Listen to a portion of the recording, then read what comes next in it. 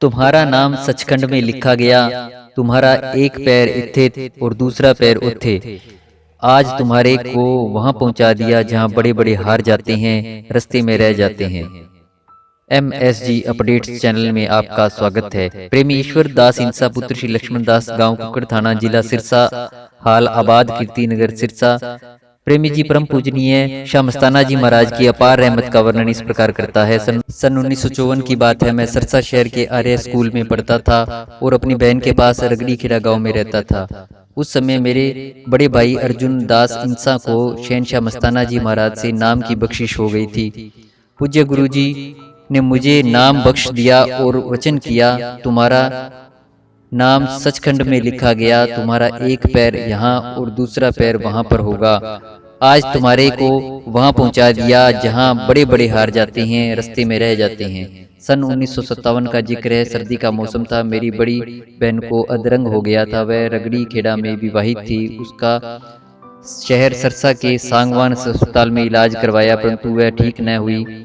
वह बहुत तकलीफ में थी। जब मैंने उसकी हालत देखी तो मैंने अंदर ही अंदर सोचा, तो एक आह निकली, दर्द भरी पुकार कि प्रभु इसको ठीक कर दे या अपने चरणों में बुला ले, अर्थात मृत्यु दे दे।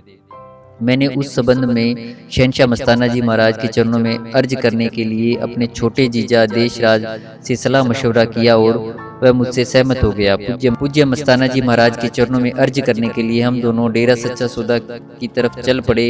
रास्ते में प्रसाद के लिए कुछ केले तथा संतरे ले लिए। हम डेरे में पहुंच गए। उस समय गांव जंडवाला के प्रेमी हाथीराम की ड्यूटी मुख्य दरवाजे पर थी।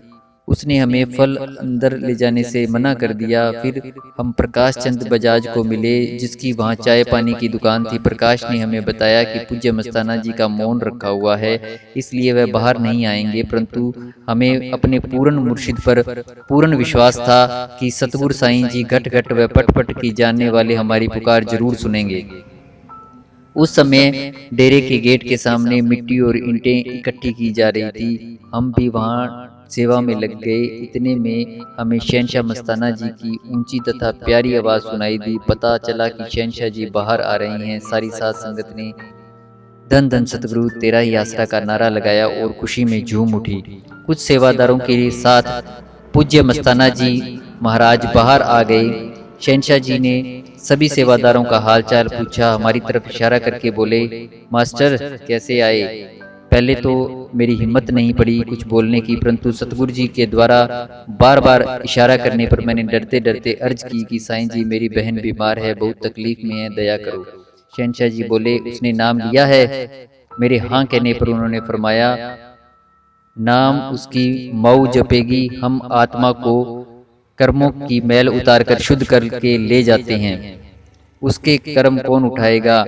आगे रूहें अटक जाती हैं, रास्ते में हजारों साल लग जाते हैं। मैंने कहा कि साईं जी मेहर करो। इतने में सामने सड़क पर बेगू गांव की तरफ से आ रही कुछ ऊंटों की गाड़ियों की एक लंबी लाइन दिखाई दी, जिन पर औरतें और बच्चे बैठे हुए थे और साथ साथ कई आदमी पैदल चले आ रहे थे। त्रिकालदर्शी सतगुरु जी ने उनकी तरफ दाएं हाथ से आशीर्वाद देते हुए, हाथ में पवित्र डंगोरी पकड़ते हुए खड़े सेवादारों को मुखातिब करते हुए फरमाया, तुम्हारे को एक बात बताते हैं, मानोगे। सेवादारों ने हाँ में सिर किया। तो शहनशाह जी ने फरमाया, मानना तो मुश्किल है। फिर ऊंटों वालों की तरफ इशारा करके बोले, भाई देखो नसीब इनके, ये सतगुरु की मौज को नहीं जानते, मगर गरीब सेवाधारी जोड़े झाड़ने वाला सावनशाही मौज की दया से इनके बारे में सब कुछ जानता है। इनको पता नहीं कब का मेल है। आप ये देखना, जब ये यहाँ से गुजरेंगे तो मुंह परे कर लेंगे, पर सावनशाही जी के हुक्म से जो डेरा सच्चा सौदा के आगे से निकलेगा, उसको भी जिसने मस्ताना सेवादारी से नाम लिया है उसको कैसे छोड़ेंगे, तुम फैसला करो। फिर वे मेरे तथा मेरे जीजा जी की तरफ इशारा करते हुए बोले, बोलो भाई ठीक है। इतने वचन करने के बाद शहनशाह जी आश्रम में चले गए।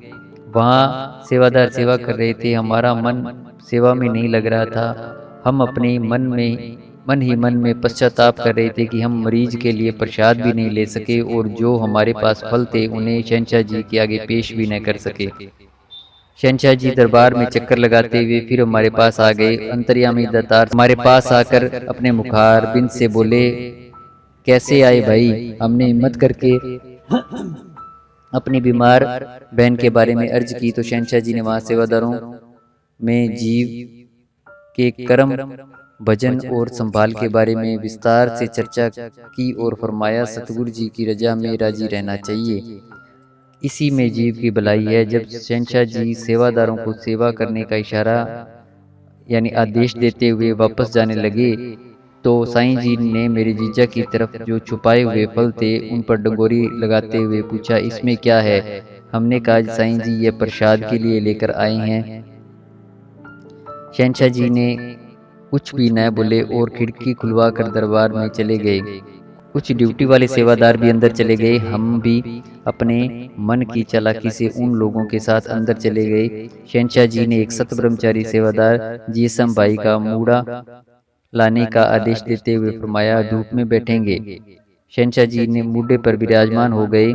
शहंशाह जी परमार्थी वचन करने लगे। इसी दौरान कहने लगे, अच्छा भाई रंगड़ी वाला देशराज कहाँ है? वह डरता हुआ खड़ा हुआ। शहंशाह जी ने फरमाया, बल्ले भाई बल्ले, वो प्रसाद कहाँ है? देशराज जी वह केलों तथा संतरों का प्रसाद जो फरने में बांधा हुआ था हाथ जोड़ते हुए पूज्य मस्ताना जी महाराज के आगे रख दिया। उन्होंने जब प्रसाद पकड़ा तो हमें हौसला हो गया कि हमारा काम हो जाएगा, अर्थात बीमार मरीज के लिए प्रसाद मिल जाएगा। पर होना तो वही था जो सतगुरु को मंजूर था।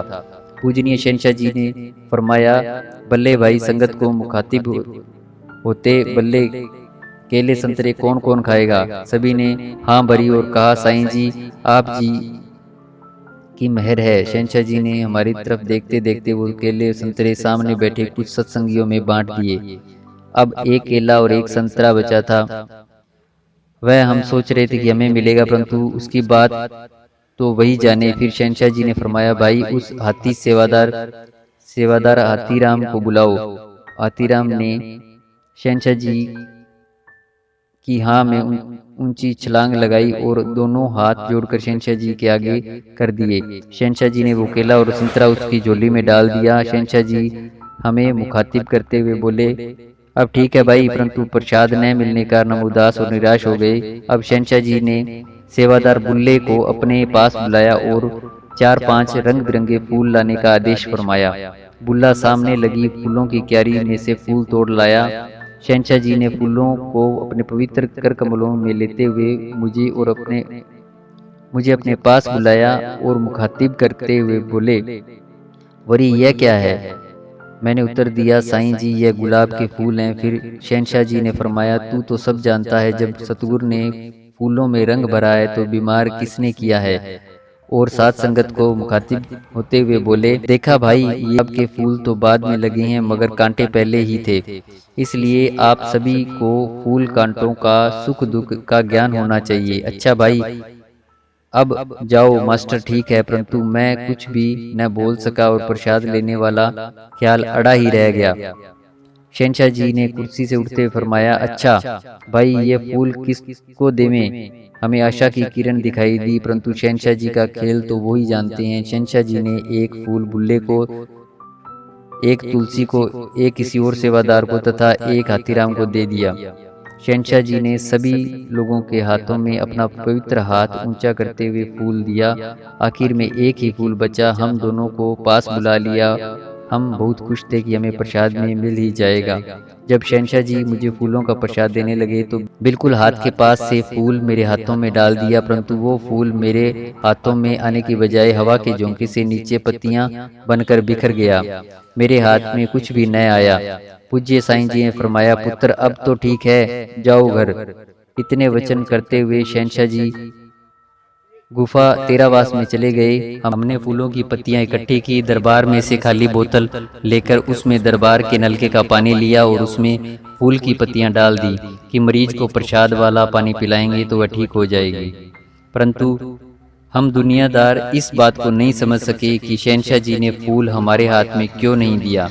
एक सेवादार ने तो उसी समय कह दिया कि तुम्हारी बहन चोला छोड़ जाएगी। हम अपने घर के पास पहुंचे तो रोने की आवाज़ आ रही थी। घर पहुंचकर सभी संबंधियों को दिलासा दिया और शहनशाह जी के वचन सुनाए तो और खुशी में मस्त हो गए। पवित्र जल को प्रसाद के रूप में प्रयोग किया गया। सभी ने सतगुरु का नारा लगाया और शहनशाह मस्ताना जी का धन्य धन्य किया, जिन्होंने इतने दुखी जीव पर रहमत करके उसकी अंतिम समय में संभाल की।